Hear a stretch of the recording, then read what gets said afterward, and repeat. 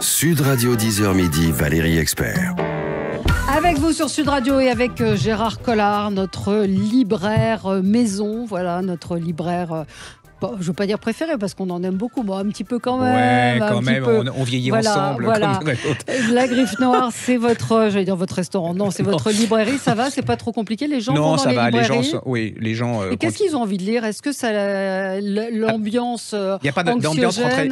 Non, ça... puis en plus, il n'y a pas d'ambiance rentrée littéraire chez nous. En tout cas, il y a pas, on sent pas le. On en parlait avec des éditeurs, il n'y a pas. Voilà, les gens, ils pensent à autre chose. Il n'y a pas ce côté, je me rue sur ce dont on parle partout à la radio.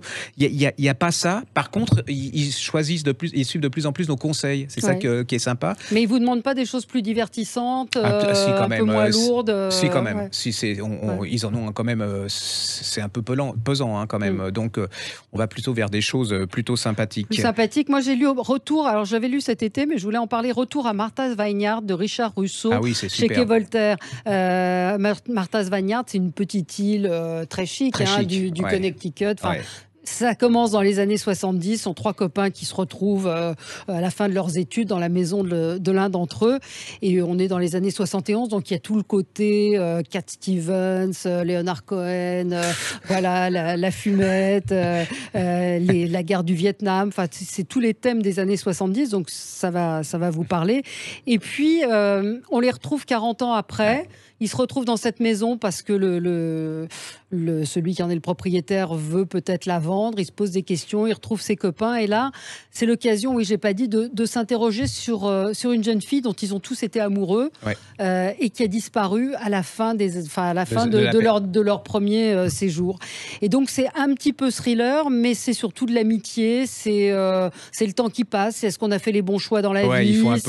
Ils font un peu le bilan. Ouais. C'est une ambiance. C'est un roman qui est assez envoûtant. On passe du passé au présent. Le narrateur, en fait, c'est chacun des trois garçons. Et c'est un côté nostalgie, j'aime bien parce que ça raconte. Puis les jeunes qui n'ont pas vécu cette période peuvent pas. Enfin, là, on redécouvre ce que c'était quand même Peace and Love, l'amour, des espèces de nonchalance comme ça. C'est très idéaliste. Puis il y a la guerre du Vietnam où ils se sont fait. Incroyable. Retour à Martha's Vineyard et puis.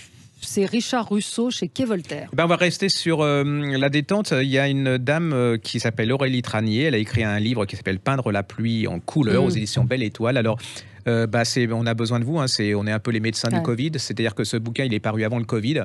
Et il n'a aucune chance. Donc... Alors, c'est l'histoire d'une dame qui est, elle est directrice de crèche.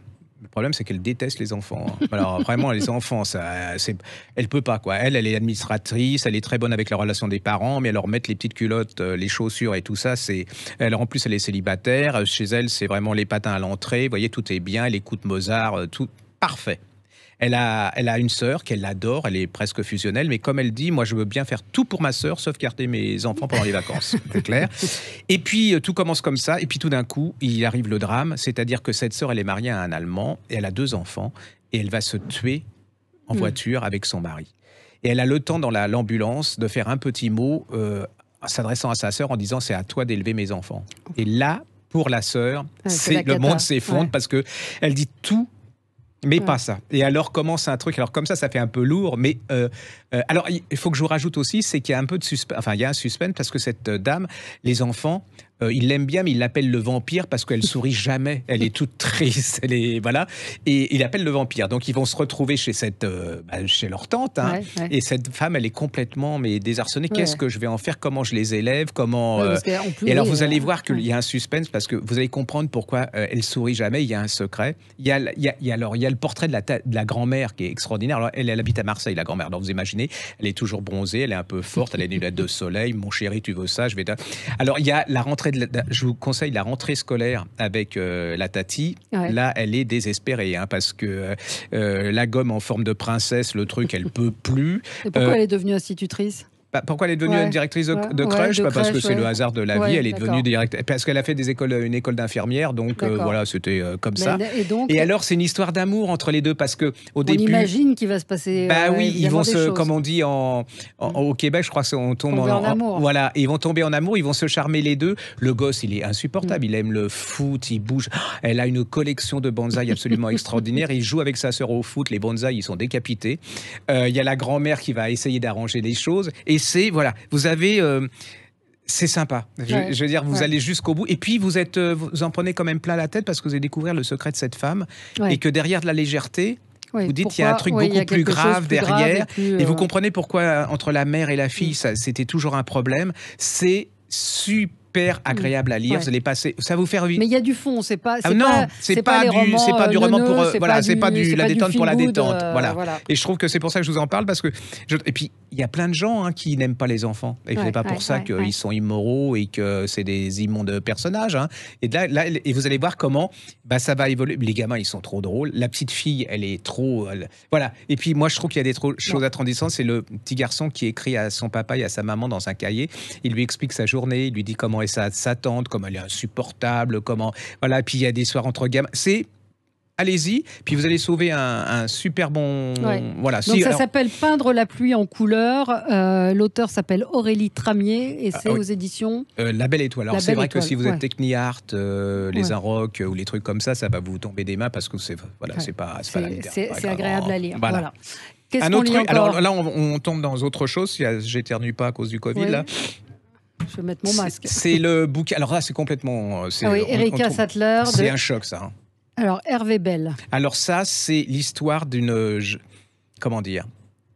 C'est la barbarie nazie au quotidien. Alors je sais que ça vous énerve, mais là, pas du tout. Non, moi aussi, j'en ai tellement lu. Mais là, c'est vraiment... c'est l'histoire d'une jeune fille, elle a 16 ans, elle est bavaroise, elle est fille de fermière, et elles s'emmerdent.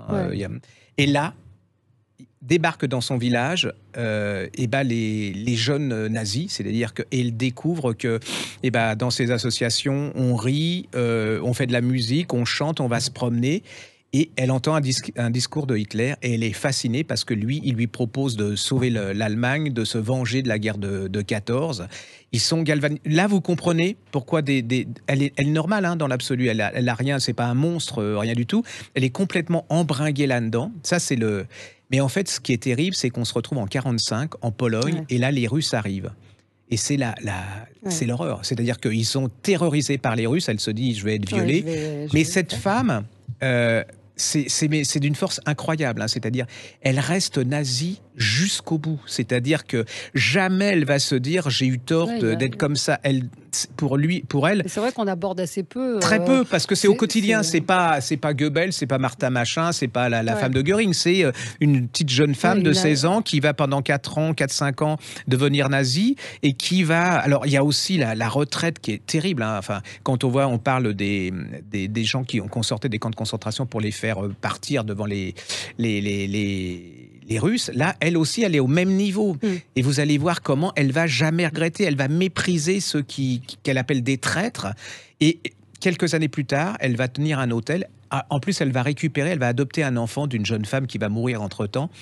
Et vous allez voir que même dans les années 50, jamais elle va regretter. C'est assez fascinant. Moi, je trouve que c'est fascinant parce qu'elle ne juge pas en plus. Elle essaye de comprendre, d'expliquer. C'est brut de pomme. C'est le portrait de... Et comment il y en a eu beaucoup et combien il y a des gens qui ont 90 ans maintenant qui sont toujours persuadés que les nazis avaient raison et que voilà, c'est très, très, très, très bien fichu. Franchement, c'est très fort.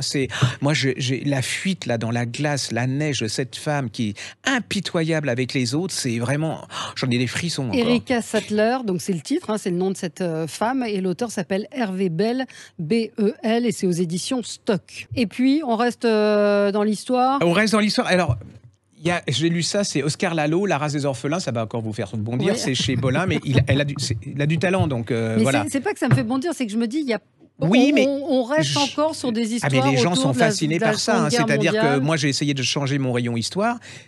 Si vous retirez tout ce qui concerne la Seconde Guerre mondiale... Seconde ou Première Guerre, c'est-à-dire qu'effectivement... Pas la Première Guerre, hein, la Seconde Guerre mondiale. La Première Guerre mondiale fascine beaucoup moins les gens.